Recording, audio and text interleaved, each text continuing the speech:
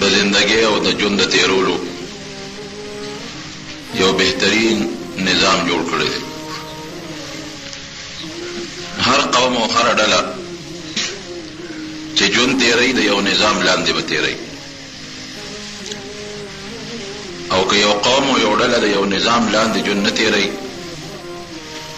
نو د هغې قوم زندګي او ژوند خرابي. دارنګه یو کور دی، هغې هم د یو قانون او د یو نظام لاندې ژوند تیروي.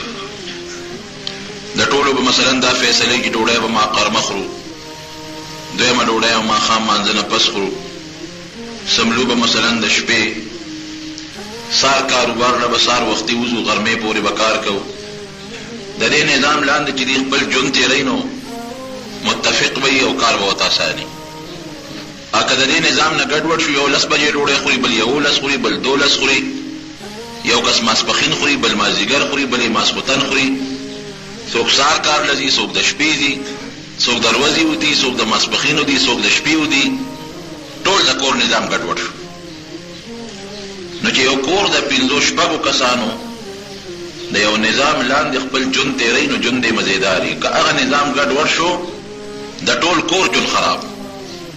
دغه رنګې د ټول انسان، بلکې زه به مسلمان واخلم، د ټولو مسلمانانو ژوند او زندگی به د یو نظام لاندې تیریږي.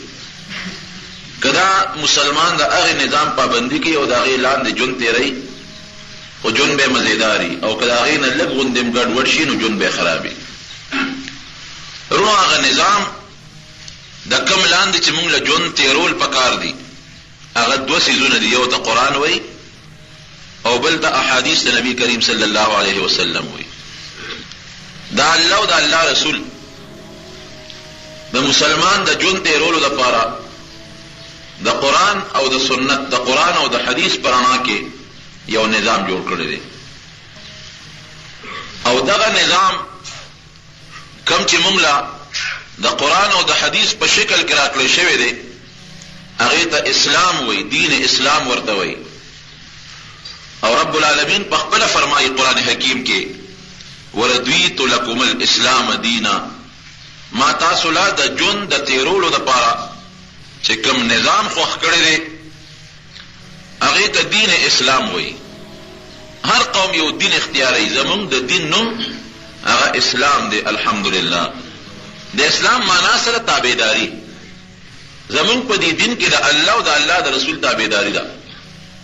نو بس خبره اسانه شوه. که مونږ په خپله زندګۍ کې د الله او د الله د رسول د تابعدارۍ په نظام لاړو نو خدای به هم خوشحاله وي، د خدای رسول به هم خوشحاله وي، زندګي به هم مزیداره وي. که د خپل ژوند کې مونږ د الله او د الله د رسول د نظام نه بل طرف ته لاړو، خدای خفا، د خدای رسول خفا، نظام زمونږ ټول ګډوډ. اوس وروڼو د دغه قرآن او د حدیثو مطابق چې یو سړی ژوند تیروي نو لاول به په ځان پوهیږي. هغه څیز ته چې دی په ځان پوهول غواړي هغې ته علم د دین وایي، علم د دین اسلام. مثلا یو سړی اودس کول غواړي نو په اودس به ځان پوهیږي، هله به اودس کوي. یو سړی کوي زه مونځ کوم نو په مونځ به ځان پوهیږي نو هله به مونځ کوي. که دله د اودس طریقه نه ورځي، دله د مونځ طریقه نه ورځي نو دی نه اودس کولی شي او نه مونځ کولی شي. دغه رنګې که موږ د الله او د الله د رسول د نظام مطابق ژوند تیرول غواړو نو په هغې به ځان پوهیو، او هغې پوهې ته علم وایي، علم دین ورته وایي. هغه انسان ته د دین عالم وایي، د قرآن عالم ورته وایي، د پیغمبر علیه السلام د احادیثو عالم ورته ویل کېږي. نو مسلمان له پکار دی چې د خدای په کتاب په قرآن او د پیغمبر علیه السلام په کتاب په احادیثو باندې ځان پوهې کړي. قسم دې دی کې ستاسو د دنیا او د آخرت د دواړو ګورې ګټه ده. دا نور که تاسو څومره علمونه ګورئ که نه، لکه مثلا یو سړی و یاره ډاکټري یو اوچت علم دی، بېشک یو بهتر علم دی. یو سړی وي انجینري یو بهتر علم دی، لیکن دا ډاکټرۍ او د انجینرۍ او د دې دنیا د نورو علمونو بعضې نمونې ګورې خدای حیواناتو له هم ورکړي دي. صرف یو هغه علم چې هغه د قرآن او د پیغمبر علیه السلام د احادیثو سره تعلق لري دا فقط صرف انسان ته خدای پاک ورکړی دا علم، دا بل چا نه ورکړي.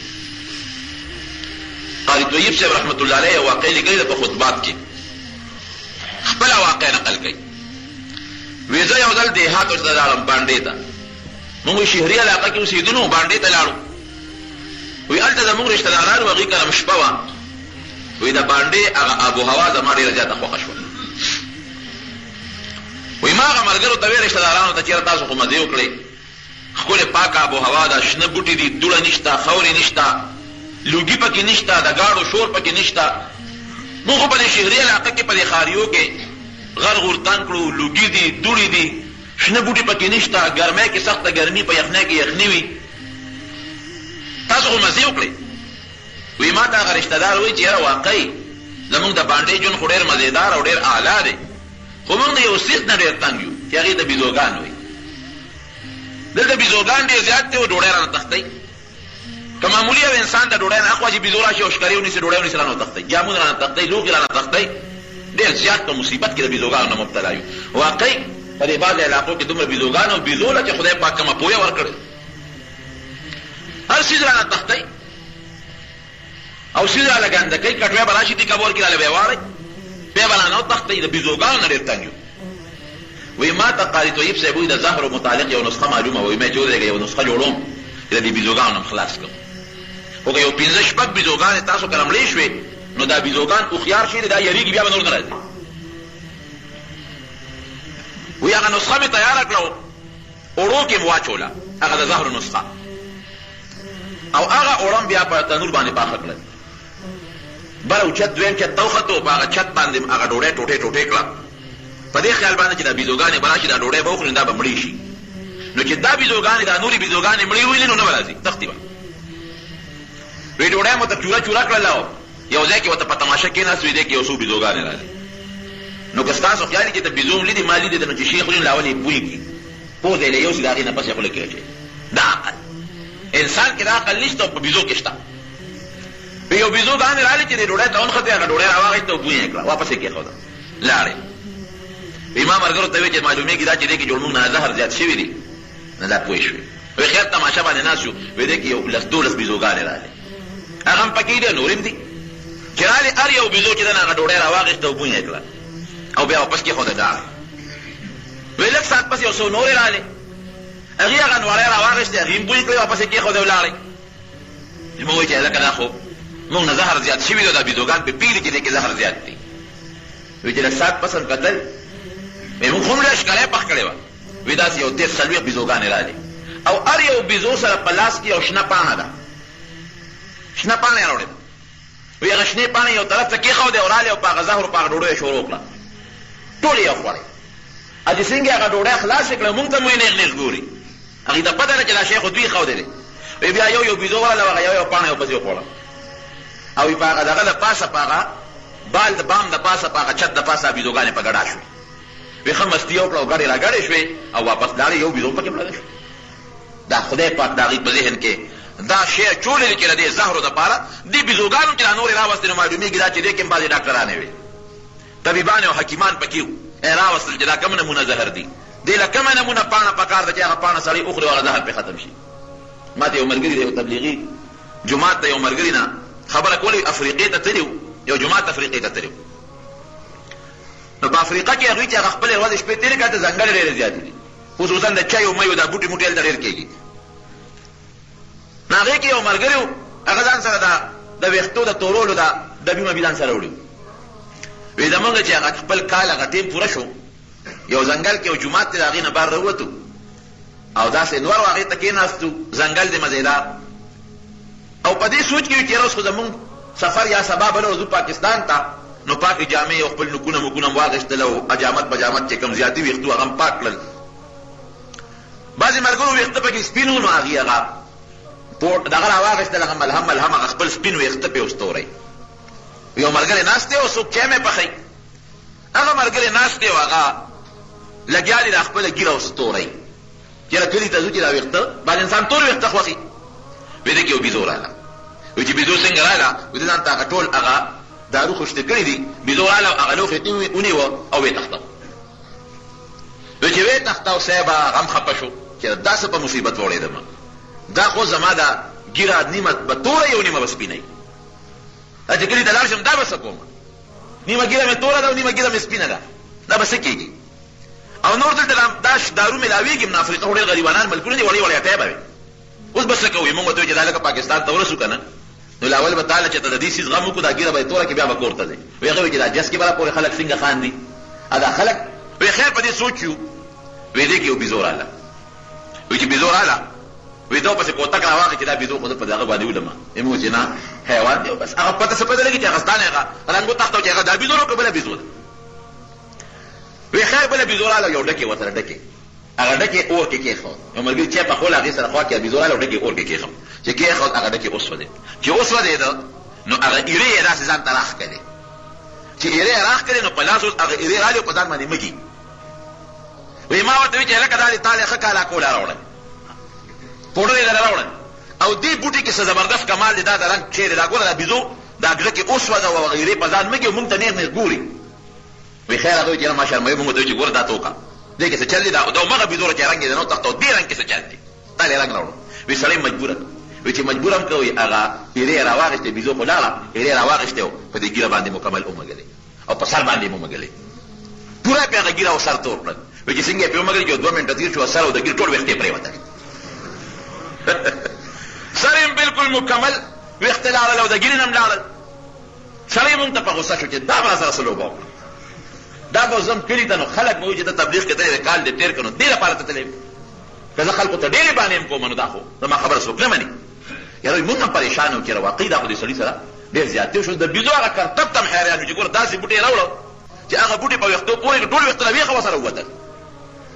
وایي مونږ هم پریشان وو چې یو ورځ دوه تېرې شوې که نه نه هغه سړي یې ګیره هم را زرغونه شوه سره او ته یقین وکړه چې کوم ویښته په سر او په ګیره زرغون شو ټک تور رنګ وتل.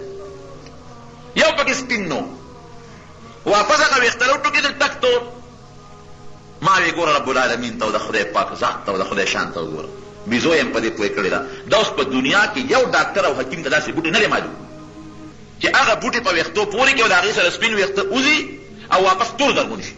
په ټوله دنیا کې امریکا کې او لندن کې وګرځه یو ډاکټر او حکیم به داسې پیدا نه کړي چې دا علاج وسري. وایي مونږ وایي چې خدای اوس دا پته راته لګېدې چې دا د کوم بوټي ډنډرې و او د کوم بوټي څانګه وه چې اوس مونږ هغه بوټي هم پیدا کړې وې.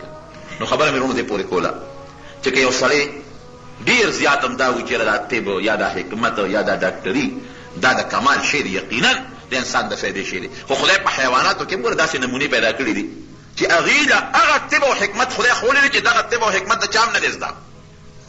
یو ګلکار وایي یو انجینر وایي زه ښایسته کوټه جوړولی شم زه بهترین مکان جوړولی شم.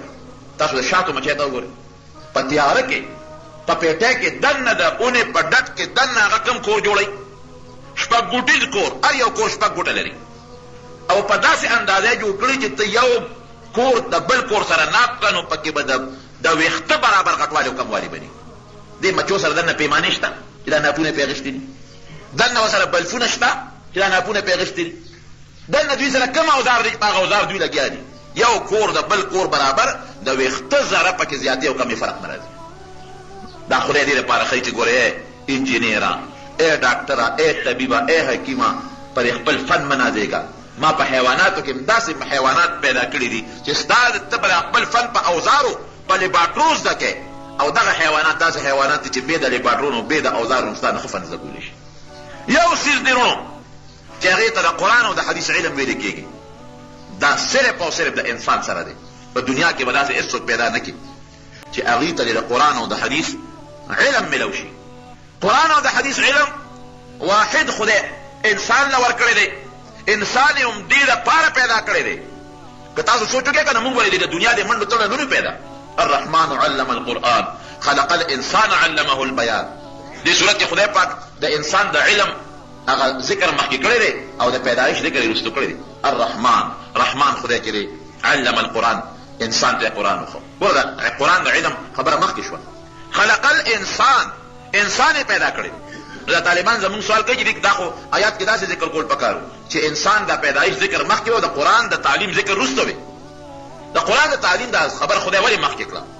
زموږ د علما ورته جواب کې دي نه معلومېږي چې د انسان د تخلیق او د پیدایش صرف او صرف دې لپاره چې د خدای قرآن زده کړي. مقصد د انسان د ژوند هم دا دی چې د خدای د قرآن نه دې خبردار شي، د پیغمبر علیه السلام د احادیثو نه دې خبردار شي. او کم انسان رونو چې د خدای د قرآن او د پیغمبر علیه السلام د احادیثو د علم نه خبردار شو، دنیا به هم ښي او دنیا سره سره به آخرت کې ډېر لوی مقام خدای پاک ورکړي. امام محمد رحمت الله علیه زموږ د امام صاحب رحمت الله علیه شاګرد دی، ډېر ځیرک انسان تېر شوی دی او ډېر خوبصورت هم نوجوان پلار راوسته امام ابو حنیفه رحمت الله علیه له، ګوره دومره هوښیار دی. امام ابو حنیفه رحمت الله علیه له پلار راوسته د ماسخوتن د مانځه نه پس په دې مې د صاحب راوسته ته علم وښایه، قرآن ورته زده کړه. ډېر خشته او مزېدار او خوبصورت او خشته ښکلې ویښتې پرېښې وو. نو دې امام صاحب ته ورته وایي داسې کار وکړه چې دې بوز او دا سر وله وخورایه، بیا راوله چې دا ډول یې ختم شي. نو بویه د سر یې وله وخوره، بیا وله راوسته. وایي صاحب دې مې راوسته. چې څنګه یې راوسته او کېناسته، نو امام صاحب ورته وایي داسې کار وکړه چې دې بوزه چې دې قرآن یاد کړي، نو بیا راوله. مطلب یې دا چې دې خو کشر هلک دی او نوجوان دی، خوبصورته دی، پرېږده چې لږ زمانه پرې تېره شي او یو پوټې عمر یې زیات شي، نو بیا به ورته شروع وکړم. قرآن باندې خو هم خامخا کال 2 کاله لګي. وایي صاحب دا قرآن په یاد کړه، بیا راوله. قرآن خو دې نه دی یاد وی نه، چې لا یو میاشت پسې راوسته. وایي صاحب دې مې راوسته تا ته خدای دین وښایه، قرآن او حدیث ورته وښایه، فقه ورته وښایه. وایي تا ته ما نه وایي چې په ده باندې قرآن یاد کړه. وایي صاحب یاد یې کړه. وایي څنګه دې یاد کړه قرآن؟ وایي ته ما صاحب تپوس کړه، په هغه یو میاشت کې دننه قرآن حکیم یاد کړی. نو امام محمد صاحب وایي امام ابو حنیفه رحمت الله علیه ګوره هوښیارتوب دی. وایي صاحب یو تپوس درنه کوم، کوم سړی چې د شپې په اوله حصه کې نابالغ وي او د شپې په اخره شپه کې بالغ شي، د ماسخوتن د مانځه وخت کې چې د خلک مونځ کوي، دې وخت کې دی نابالغه دی، او چې داسې د شپې څه حصه وه د هغې نه پس بالغ شو، دا سړی به د ماسخوتن مونځ کوي که به نه کوي؟ امام ابو حنیفه رحمت الله علیه ورته وایي چې وخت چونکې باقي دی، دې خو مسلې نه خبر کړه امام محمد صاحب، صرف قرآن یاد وایي چونکې وخت باقي دی، نو دې خپل مونځ وکړي، لاړه اودس یې وکړه او مونځ یې وکړه، دغې وخت کې دی بالغ شوی. دی ونه وایي چې زه دغه وخت کې نابالغ وم اوس بالغ شو، خپل مونځ یې وکړه. بیا د امام صاحب نه علم زده کړه، د امام ابو حنیفه رحمت الله علیه نه پس د امام ابو یوسف صاحب شاګردي وکړه، د هغه نه علم زده کړه. چې دی کله وفات شو نو چا په خوب کې ولید، وایي امام محمد خدای در سره څه وکړل؟ وایي خدای پاک چې کله ور مخامخ شو نو الله راته وایي چې ای محمده، په دنیا کې مې ستا دا سینه د خپل کتاب نه او د خپل پیغمبر د کتاب د علم نه ډکه کړې وه، او کومه سینه چې د خپل او د خپل حبیب د کتاب د علم نه ډکه کړم، هغه د جهنم د اور نه ډکومه، زما وبخلې. سړی ته تپوس کې وي امام ابو یوسف صاحب کوم ځای دی؟ وایي هغه زما نه بله مرتبه کې ناست دی. وایي امام ابو حنیفه رحمت الله علیه کوم ځای دی؟ وایي د هغه تپوس مه کوه، خو ډېرو اوچتو مرتبو کې بله ناست دی. امام بخاري رحمت الله علیه چې کوم صحیح بخاري لیکلی دی او د احادیث یو بهترین کتاب یې لیکلی دی، ناشنا خشته کتاب امام بخاري رحمت الله علیه لیکلی دی.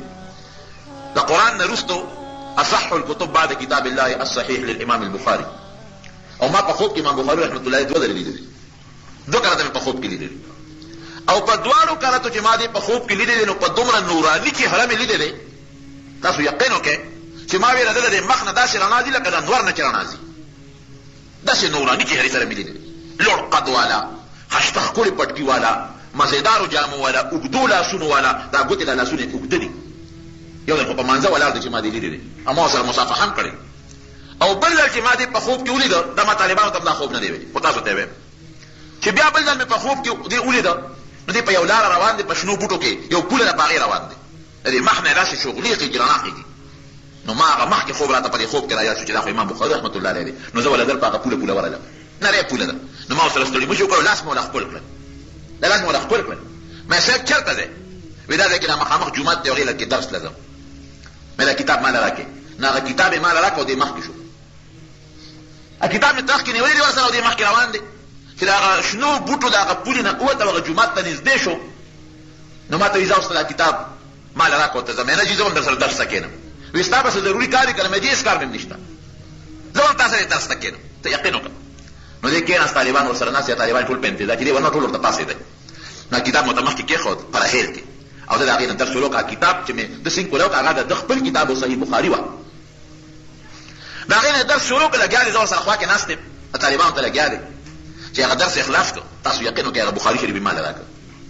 وایي دا ما سره بل شته، تا سره بخاري شریف شته؟ مې نه جي ما سره نشته. وایي دا ستا شو، ځان سره یوسه، ما له هغې ډېر ښایسته تعبیر وبس. بیا نو امام بخاري رحمت الله علیه چې به د پیغمبر علیه السلام احادیث کله لیکل، نو په ریاض الجنت کې د نبي علیه السلام د روضې مبارکې خوا کې لیکلي دي، ریاض الجنت کې، او چې په کوم قلم به یې لیکل، کله قلم به یې تازه کاو، او د هغې هغه بوره به یې ځان سره جمع کوله، چې بیا به بل حدیث ولیکه نو قلم به بیا په چاقو تېره کړ او بوره به یې ځان سره جمع کوله، او هر حدیث چې لیکلي هغې نه مخکې غسل کړی دی او 2 رکعته نفل یې کړی دي.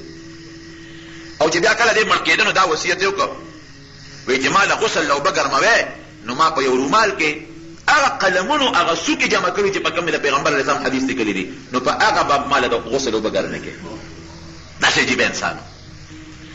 نو جناب چې کوم وخت کې دی مړ کېده د یو بادشاه د لاسه د وطن نه هجرت کړی و. بعضې بادشاهان هم ظالمان دي، هغه ته بیا د خیرې وکړی هغه بادشاه ته، خدای تمام کړ. یو عالم په خوب کې ولید، وایي خوب وینم چې د دواړو جهانو سردار مبارک راغلی، ورسره ډېر زیات ملګري دي. ما ور منډه کړې چې صاحب تاسو څه کوئ؟ ما ته نبي علیه السلام فرمایي چې د امام بخاري استقبال له راغلی یم. وی چې پاسېدم د هیبت نه منډه مې کړې امام بخاري کلي ته چې یاره څه چل خو شته. وی چې ورغلم د زنانو جلا مې واورېده. وی تپوس مې وکړ چې اوس لږ ساعت مخکې امام بخاري وفات شو. نبي کریم صلی الله علیه وسلم وی د استقبال راغلی.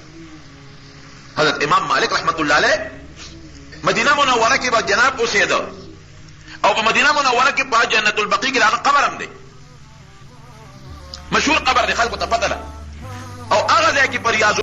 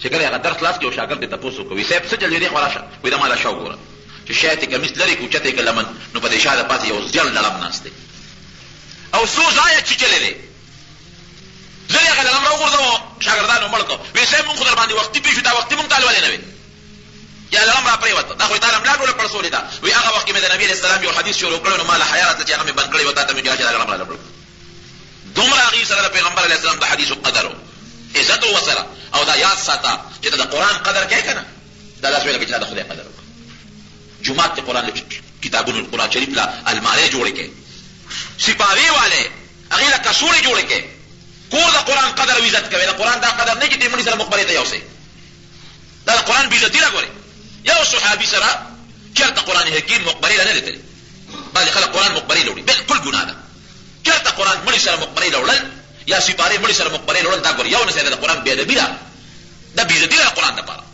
دا ځاله قرآن شریف نه او یو سړی خخای او مړي سره په ډوره کې خخ کینو دا خیر دی بیا لیکن قرآن حکیم د لوستلو قرآن شریف ګورې مړي سره یو نه سره ګورې قرآن بي ادبي ده قرآن ادب کې د خدای د کتاب د الله ادب دی د پیغمبر علیه السلام د حدیثو د کتابونو ادب کې دا د شورا کې تاسو د نبی علیه السلام ادب وکړو امام مالک رحمت الله علیه ناس ته جمعات کې د حدیثو درس ورکړي جناب یو سړی راغی چې راغی څنګه نو هغه سړی د خلکو په دې ګویا قدمونه راواغشته او مخکې راغی خلک هم حیران دي چې دا خو د امام مالک صاحب رحمت الله علیه درس دی او په دې درس کې خو د خلکو په وګو قدم راړول دا خو ډېره ګرانه خبره ده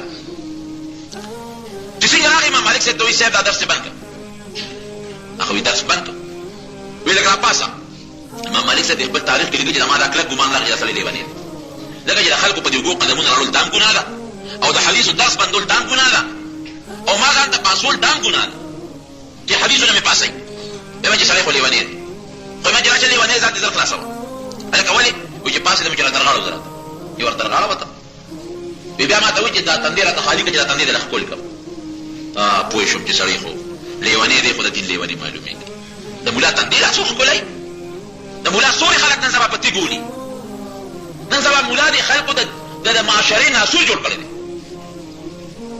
سوري په تي ګولي دې ما تندې ښکلی مې چې ښکل کړه چې تندې ښکل کړه وایي ما ورته چې یاره ورور ورته پوښتنه کوم تا دا یو څو غلطۍ وکړې یو خو د خلکو په ګو قدمونه راوړل دا ګناه دې وکړه دویم دا غلطي دې وکړه چې په ما د حدیثو درس بند کړه دریم ځل ځان ته ترغاړه باسلم په تندې ښکل کړم دا وایي وی هغه سړی ما ته وایي چې صاحب دا ما غلطي وکړه حرس مې وکړه چې اصله ما نه بل څوک مخکې نه شي تا ته در ترغاړه نه وځي ما بېګا نبي علیه السلام په خوب کې ولید وی ته لګیا دلته کې د حدیثو درس ته ناست دی او د دواړو جهانو سردار مبارک سره د خپلو ملګرو راغی او راتلو سره اواز یې وکړه چې امام مالک شته وی چا ورته وایي چې صاحب هغه ناست دی ستا د حدیثو درس ته ناست دی وی اواز کې وته وی تا ته چا وایي چې نبي علیه السلام دې غواړي وی ته په هیبت ورپاسېدو دا ولید داسې رپېدل د یارې نه وی نبي علیه السلام درته چې دې خوښه مه یارېږه وی ځان ته یې را ترغاړه باسلې او په دې تندي باندې پیغمبر علیه السلام مبارک په خپله ښکل کړی وی ما وی چې زه به کله اوس د امام مالک هغه سینې له ورورسم چې بېګا د دواړو جهانو سردار مبارک به پورې خپله سینه لګولې ده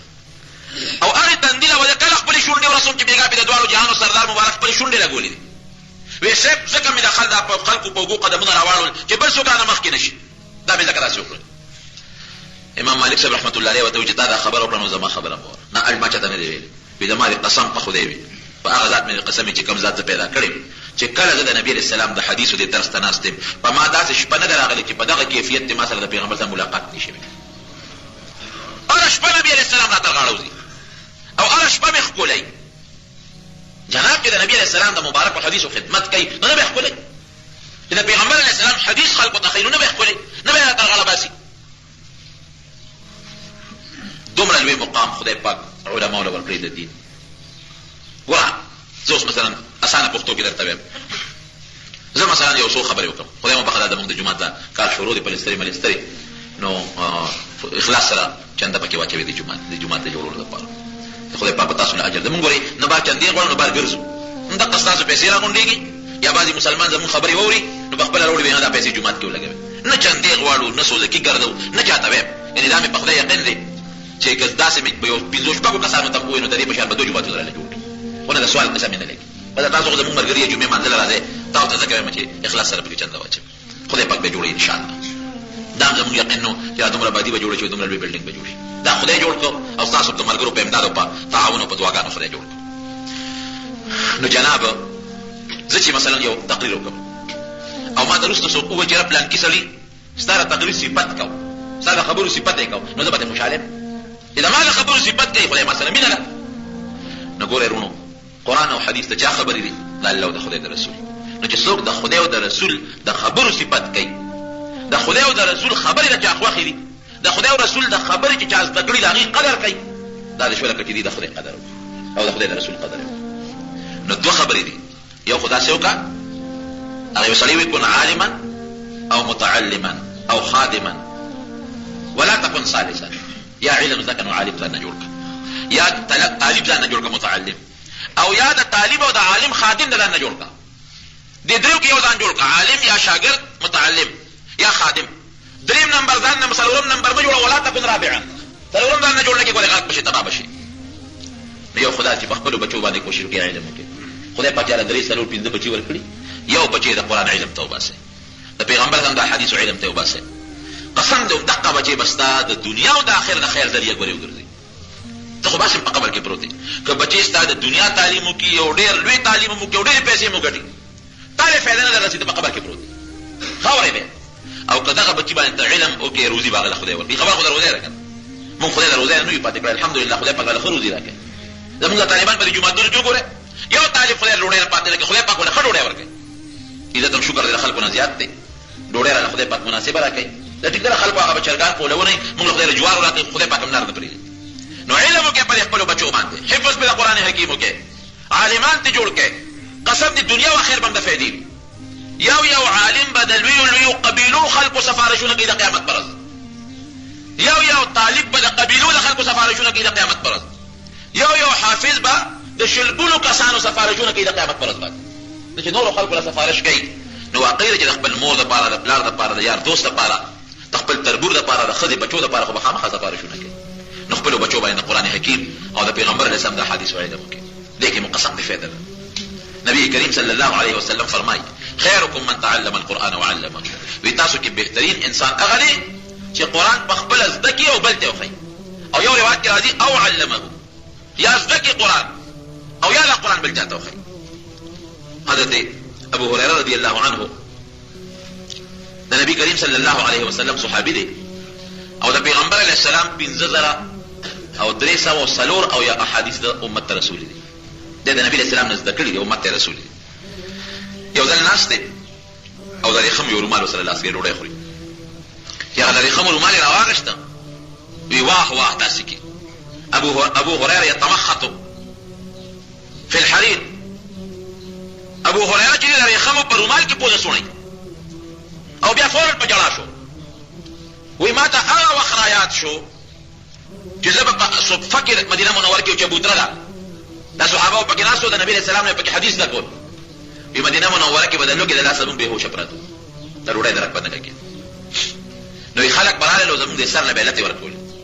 وی د خلکو به دا خیال و چې ګینه دا لیوني دي، لیونو له خلک شاټونه ورکوي، لتې به یې راکولې. او وی زما د قسم په خدای وي چې موږ به لیوانیان نو، دا به موږ د لوږې د لاسه بېهوشه پراته وو. وی یو ځل د لوږې د لاسه ډېر زیات تکلیف وراته. وی لاړم حضرت ابوبکر صدیق رضی الله عنه ته دروازه کې ودرېدم چې ډېر ووتل. وی ما ورته چې صاحب ما ته د قرآن یو آیات وښایه. وی دې کې مې غرض و چې د قرآن آیات به راته دې وښایي. وی دې کې مې غرض و چې یو ما ته کور غویم به وځي چې خلک راته کور به راته وښیم، نو یو نوړی ډوډۍ به راباندې وخوري. وی هغې غریب راته غږ ونه کړ، هغې ګرم څه نو. وی بیا حضرت عمر فاروق رضی الله عنه راووته. وی ما چې عمره ته ودرېږه، وی ودرېد. وی ما چې یو آیات راته لغوندې وښایه. وی دې کې مې غرض و چې دې راته آیات وښایي، غرض مې دا و چې بلاړه خو راته نه ښایي، کور ته به مې بوځي او نوړی ډوډۍ به راکړي. دې کې د دواړو جهانو سردار مبارک راښکاره شو. چې راښکاره شو پیغمبر علیه السلام مې ولید، وی سترګې مې خوشحاله شوې. صحابو چې به نبي اسلام ولید داسې زړونه مې روښانه شو. وی ما ته چې ابو هريره دې خوا را چې چل دی، وی ما چې صاحب وګېمه، وی راځه. وی کور ته یې بوتلم. وی چې بویه تلم تپوس وکړو چې کور کې څه شته. بیبیانو ورته وویل چې یو جام پی یو ګاونډی رالیږلي. وی نبي علیه السلام هغه جام پی داسې راواخېستل او کېښودل او ما ته وایي چې ابو هريره ورشه د صفې کې څومره طالبان دي جومات کې، هغه راوبله اواز کوه دا ټول زما مېلمانه دي. وی ما چې صاحب زړه کې مې اوس وایي چې یو جام پی او د صفې طالبان صحابه کرام کم از کم او یا بناستو زیات نه زیات 300 کسان بناستو. دا خو 300 کسان دي، دا به څنګه کېږي؟ ویړې کې مې ګیله پیدا شو چې اوږې زېمه ډوډۍ ته ضرورت زما دي صاحب او ته خلک راغواړي. وی خیر د نبي علیه السلام د خبرې د منلو نه خو بله چاره نه وه. ویلاړم ټول مې راوستل. وی چې مې راوستل نبي علیه السلام ته فرمایي ټول دایره کې کېنه، دایره کې کېنه. وی ټول کېناستل. وی چې کېناستل وی هغه جام مبارک راواغش په خپل ګوتو مبارک لاس کې ونیو او یې زوس ډېر زیات ګیله منې چې د خدای رسوله وګرځېم او دا دومره خلک دې راوستل یو ګوټ بام د دوی نشي. وی ما ته وی چې ورکړه لومبي ښي طرف نه شروع کړه. او چې ښي طرف والا مې ورکړه نو اواز یې دا وکړه چې د بسه بسه اسکې. وی ما دې اړه کې وی چې او هغه ښي طرف والا ته مې ډېره غوسه په دې اړه کې راغله چې وګرځېم او بیا به اوس کې ته ډېر خوش قسمت یې. ډېر ورته غوسه شو او مې چې د خدای رسوله د بسه بسه چې نو یو هم پرې نه مړېږي ځکه ټول غریبان وګوري. وی خیر چې هغه اوس کې لږ پاتې شو. مې چې دا مال راکړي ما ته چې دویم نه ورکړه چې دویم نه ورکړو چې هغه اواز کوي چې شابه د بسه بسه اسکې. وی هغه مشکل لږ پاتې شو. دریم نه مې ورکړه هغه مشکل لږ پاتې شو. او پوه شوم چې دا خو جام د پيو دی خو د نبی کریم صلی الله علیه وسلم معجزه ده. زمونږ د دواړو جهانو سردار مبارک له خدای ډېر لوی شان ورکړی. داسې معجزې خدای ورکړې وې معجزه د پیغمبر سره د الله طرف نه یو غیبي امداد یو سکل اخیره کې نبی علیه السلام ټول ماړه شو. وی چې راځي دقسې دا ګوتو مبارکو کې جام ونیوه. وی ما دې راشه ابو هريره زه اوس اوس کشم. وی ما په شونډې کېښودې چې زه بیا خلاص کړم ځکه ډېر وږی وم. وی شونډې مې پې کېښودې جام نه خلاصېده چې سکه به مې زیاتېده به. وی ما ته شابه سکه. وی ما چې صاحب نشم سکې. وی ما ته چې تا خو وی چې لومبې به خلاص کړي که نه شابه دا به خلاصوي. ما بیا په شونډې کېښودې وم سکې. ما وی چې والله لا اجد له مسلکا قسم په خدای که دننه دومره رګ شته چې دا پکې ورواړو دومره موړ شو. بیا ماله راکړل زیب ما نه واغېستل بل لاس مبارک کې کېښودل او په خپل اوسکل خلاص شو. دا قرآن او حدیث دقې صحابه کرامو ګورې موږ ته را رسولی په دومره لوی تکلیف هغوی د پیغمبر علیه السلام نه زده کړی دی او په دومره لوی محنت هغوی د قرآن او د حدیث خدمت کړی دی. عبدالله بن عمر رضی الله عنه عبدالله بن عباس رضی الله عنه فرمایي په ترمذي شریف کې حدیث دی وی اوږې شم. علي رضی الله عنه غالبا وی دومره اوږې شم چې ما چې خدای کلمې مې د لوږې د لاسه بس پرې کېږي. وی لاړم چې د مزدوري به وکړم. یو یهودي باغ و ما ورته داسې د چون دینه وکتل چې مې ورته وکتل نه هغه په ما پوه شو ما ته یې اواز وکړو چې دې خبره ده. وی ما ته چې بانډیسیا او یخني مې شوې وه نو کمیس مې نه و یخني او کمیس مې نه یو سرمن مې ومونده نو په هغه سرمن کې مې سورې وکړه نو هغه مې په دې سر کې مې سورې پکې وردن نه کړه او مې راواغوستله چې یو پوټۍ ګزاره مې وشي. وی ورله مې ما ته چې څه کې مزدوري کوې مې چاو. وی ما ته چې خانو مزدوري به کوې خو دغه قاعده ده چې دغه دي چې یو برقه به راوباسې یو کجوره به درکړم که داسې کولی شي ښه پخه تمرتون بدلو که داسې نه شي کولی د پخپله به مخه اوس یو برقه هغه برقه هم داسې برقه نه وه لکه زمونږ دا برقې چې دي ا به یې د څاروي سرمن ګنډلې وه نه به یې راوښکه په څلورو پنځو کسو به یې راوښکه باغ به یې پرې اوبه کوو یو ورته ختم. وایي چې یو برقه مې راویسته نو وربلم چې کجوره راکړه کجوره به یې راکړه. بله برقه مې راویسته برمن نو کجوره راکړه. یو څو کجورې مې جمع کړې برقه مې د بځای پرېښوه. سړی ورته اواز کوي چې ته له غوندې ودرېږه د الله بنده ته خو ما ټول باغ اوبه کوو 15 شپږ کجورې دې یوړې ستا خو ما سره ډېره مزدوري کېږي.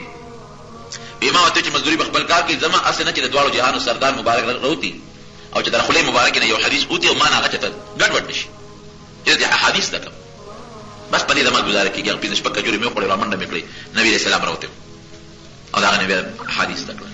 یو ټایم به هغوی نه ضایع کوو د پیغمبر علیه السلام نه به قرآن زده کوو او حدیث به دې زده کول. شپه ورځ به ورته ناستو په لوږه او په نارو به سر وو.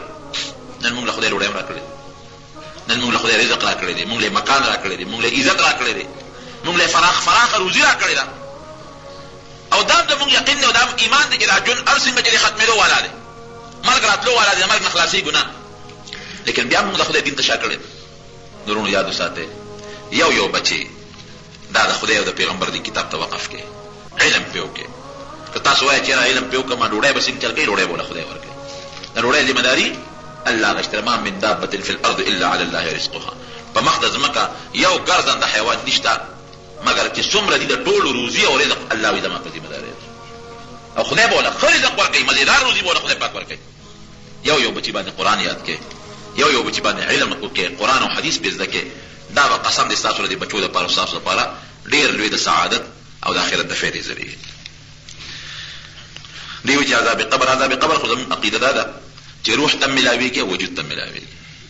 دا روح په سجین کې پروت دی خدای دې زموږ روحونه وساتي او د قبر سره یو کلک تعلقي لکه څنګه چې نور په کوم ځای کې د اسمان څومره زموږ نه اوچت دی اسمان نه لاندې موږ نه څومره اوچت دی او د ځمکې ته اثر را رسي دغه رنګې روح په سجین کې پروت دی خو په قبر کې دا وجود خاورې ذرې ذرې نه دې سره خپل تعلق لګېدلی دی نو هغه روح ته چې عذاب ملاویږي نو د هغې په سبب به د وجود دې ذرو ته مسره عذاب ملاویږي. خدای پاک دې مساعد. دا خو د اشهد ان محمد رسول الله او ځان له محمد رسول الله وي، دا ولې ویل کېږي؟ دا د ان د وجې نه ان محمدن، دا ان راغی د هغې وجې نه محمدن به وي، او ځان له خو محمد رسول الله ان پکې نشته، محمد رسول الله به وي. یو سړی د مور او پلار نه ازاري وي، د پسې مونږ څنګه دی؟ ګوره چې کوم سړی د مور او پلار نه ازاري، د مور او پلار عاق کړي وي، عاق دې ته وایي چې مور یا پلار ورته وایي ما نه بخلې، او غلطي هم د دې سړي وي، د مور او پلار ني، د پسې مونږ ناروا دی. دارنګه یو سړی استاد عاق دي، استاد ورته وایي چې ما نه بخلې، خو د دین استاد، د قرآن او د حدیث استاد چې قرآن ورته خولي حدیث ورته خولي، هغه اون بخي، خو غلطي د دې شاګرد وي، نه هغه پسې ګوري مونږ نه کېږي. خجی بعض خلک د اولیاء او کرامت نه مني، وی دا هیڅ نشي کولی، دوی ته دعا کوي. نو کرامت د اولیاء حق دی، دا حقیقت ته چې اولیاء کرام له خدای پاک کرامت یو اعزاز او عزت ته وي. داسې یو کار چې هغه د عقل نه باري او د یو ولي د لاس نه خدای پاک ښکاره کړي. دا بله خبره چې دوی هیڅ نشي کولی، نو هیڅ نشي کولی دا معنا کته کې چېرې قبر له ولاړ شي او ته ورته چې ما جوړ کړو تا جوړ کړو، دا زم یم چې دا نشي کولی، دا د خدای کار دی، دا نشي جوړولی ولی د خدای جوړای به څوک؟ الله. تا ته هیڅ نه تکلیف در کولی شي او نه د ضرر در کولی شي، د تکلیف او د ضرر مالک الله دی.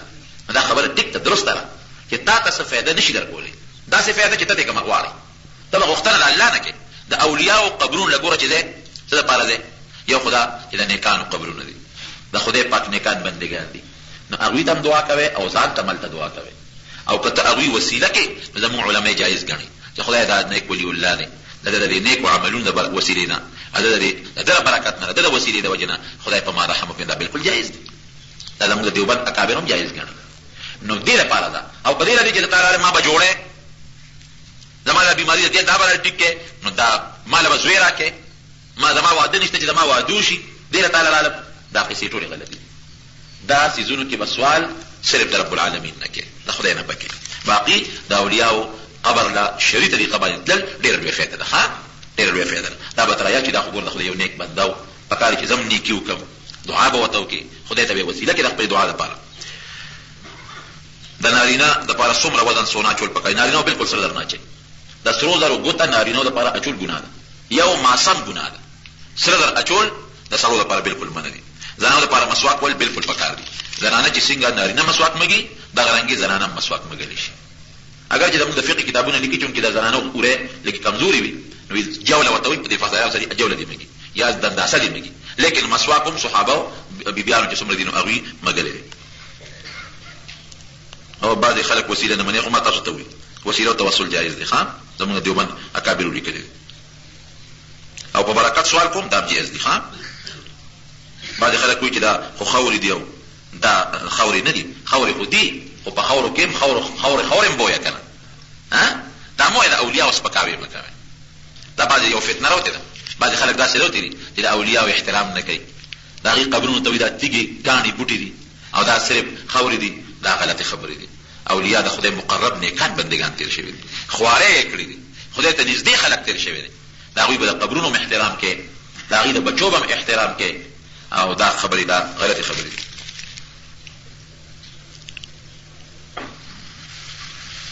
دا د کاغذونو متعلق لیکي، نو کم کاغذ باندې چې د خدای د پیغمبر نوم وي، لکه خدای زموږ د اخبارونه چې کوم دي، دا اردو د پښتو اخبارونه، دې کې سودا خرڅول ناروا دي، او دا چې ته ډډې ته غورځول پکار دی. د خدای د نوم یا د پیغمبر د نوم احترام پکار دی. دعا وکړئ الله زموږ په حال رحم وکړي، خدای د آفاتو بلیاتو مصائب و مشکلاتو نه په حال کې اوسه. خدای زموږ بچي عالمان کې، د قرآن او د حدیثو عالمان کې، او خدای پاک چې کوم علما کرام زموږ استادات تیر شوي دي، زموږ روحونه خدای د هغوی سره ملګري کړي. الله زموږ د دواړو جهانو خیر نصیب کړي. خدای چې چا د جومات سره امداد کړی دی او ورسره کوي، ته ورسره الله امداد وکړي. رب العالمین که څوک مریضان دي ته ورله شفا ورکړي. یو ملګری دی، هغه د بچي واده دی، هغه ماته چې جمعې دې مرګرو ته چې موږ دعا وته چې خدای پاک هغه خادي په خیر سره تیر کړي خدای پاک په خوشاله کړي یو بل بنی آدم دی ماته په لار کې وسه مشکلات او تکالیف دي ورته دوی چې خدای پاک هغه مشکلات او تکالیفونه په امن کې وساتي خدای ولا خیر ورکړي یا الله تعالی سره مشکلات او تکلیفونه دي خدای هغه مشکلات تکلیفونه ته په خوشاله باندې بدل کړي خدای زموږ د خپل قهر او د غضب نه وساتي الله د بیت الله حج بار بار بوتل کې زموږ خدای مشرانو بخي او موږ د زموږ مشرانو ته خدای د اسلام د ژوندۍ هدایت نصیب کړي اخر وخت په خپل کلمه نصیب کړي لا اله الا الله. السلام علیکم ورحمت الله وبرکاته. امید کوم دوستانو چې ویډیو مو خوښه شوي نو دې لپاره تاسو دا ویډیو لایک کړئ د خپل ملګرو سره شیر کړئ او د چینل سره خامخا سبسکرایب کړئ او د بیل آیکن د سره هم پریس کړئ. جزاک الله.